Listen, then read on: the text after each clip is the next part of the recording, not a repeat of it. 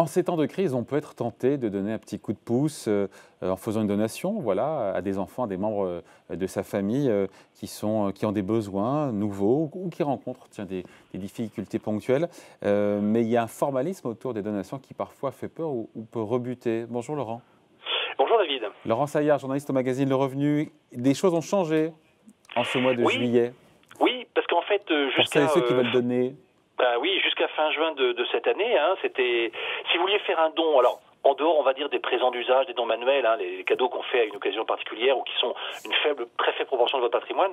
Et quand vous faites un don, normalement, une donation, donc vous devez le déclarer à l'administration fiscale, même s'il n'y a pas de droits de transmission qui sont associés. Et donc, jusqu'à la fin du mois de juin 2021, vous deviez le faire à l'ancienne, c'est-à-dire que le bénéficiaire du don manuel, celui qu'on appelle le donataire, il devait remplir un formulaire CERFA. Un CERFA, oui. Voilà, 2735 pour être précis. Il fallait l'imprimer en 2 exemplaires, donc les déposer au service de publicité foncière d'enregistrement du domicile ou les envoyer par la poste, de préférence en courrier recommandé. Oui, rien que ça, une fois que je vous ai dit ça, déjà, il y a beaucoup de gens que ça dissuade de faire ce genre d'opération. Alors, en fait, il y a une nouveauté, effectivement, depuis il y a du nouveau depuis le 30 juillet. Voilà, il y a du nouveau, c'est qu'on peut faire cette déclaration, cette donation en ligne sur le site impôt.gouv. Ouais.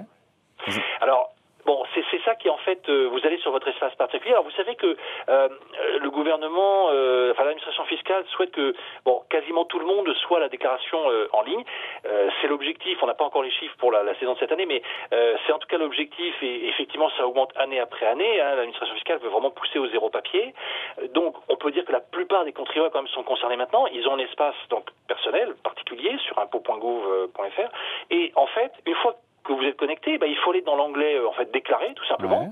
Et il y a un nouvel onglet donc depuis le 1er juillet qui s'appelle vous avez reçu un don, déclarez-le.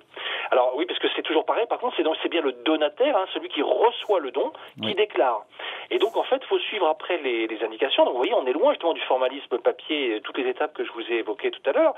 Alors ce qui va être plus pratique, c'est de connaître bien sûr le numéro fiscal du donateur, parce que là ça va aller vite. Bon, sinon vous pouvez décliner son identité complète et fournir l'éventuel lien de parenté qui vous lie, ainsi que bien sûr la nature de la donation. Vous devez dire est-ce que c'est de l'argent, est-ce que c'est des titres, des objets de valeur, etc. Donc vous mettez le montant du don, la date de réception et ensuite qu'est-ce qui se passe alors? Vous avez fait votre déclaration. Donc c'est quand même effectivement beaucoup plus pratique et puis c'est traçable quoi. Vous avez tout de suite que c'est enregistré. Ouais. Et donc qu'est-ce qui se passe une fois qu'on a enregistré tout ça? Eh bien en fait, ce qui est donc depuis le début du mois de juillet 2021, en fait le serveur vous indique en fait les droits et vous fait un calcul des droits à payer.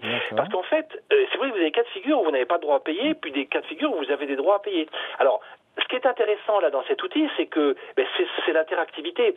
Parce qu'en fait, vous avez des cas de figure où la transmission ne dépasse pas le montant des abattements. Alors je les rappelle, c'est 31 865 € quand vous êtes dans le cas des dons familiaux de somme d'argent. Oui. Ça va être 100 000 € sur des périodes de 15 ans, par enfant.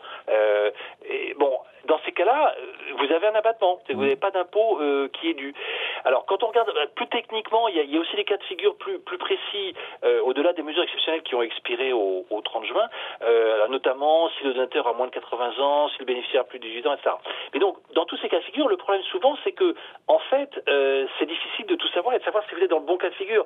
Et donc là, l'intérêt du serveur des services fiscaux, c'est qu'en fait, vous savez si vous êtes dans le cadre de l'exonération.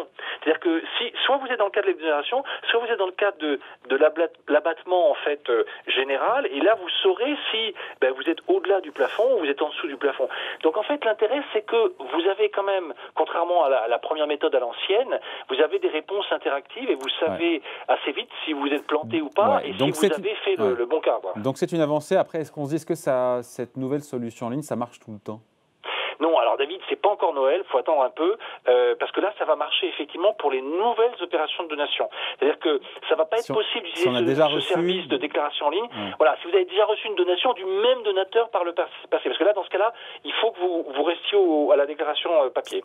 Mais bon, pour l'anecdote, en fait, à partir de probablement, sans doute à l'automne, à partir de septembre prochain, vous pourrez même en fait sur votre compte, votre espace personnel, internet, régler en fait s'il y a des droits, par exemple, vous pourrez les payer en ligne par carte bancaire ou par prélèvement.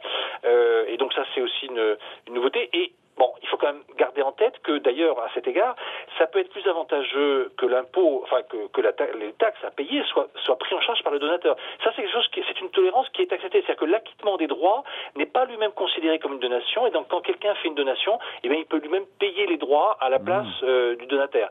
Alors bien sûr, quand même, puisqu'on parle de sujet, David, je suis quand même obligé de vous rappeler que, bien entendu, vous n'avez rien à faire si vous choisissez de faire cette donation par l'intermédiaire d'un notaire. Oui. Bon, bien sûr, ça reste à privilégier si vous voulez pas vous occuper ou être sûr de ne pas vous planter, de bien de rester dans les clous et dans le bon cas de figure.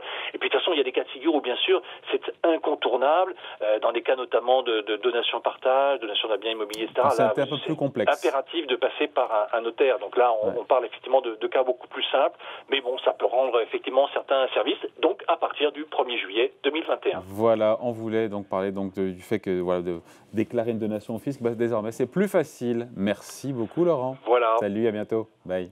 Merci David. Au revoir.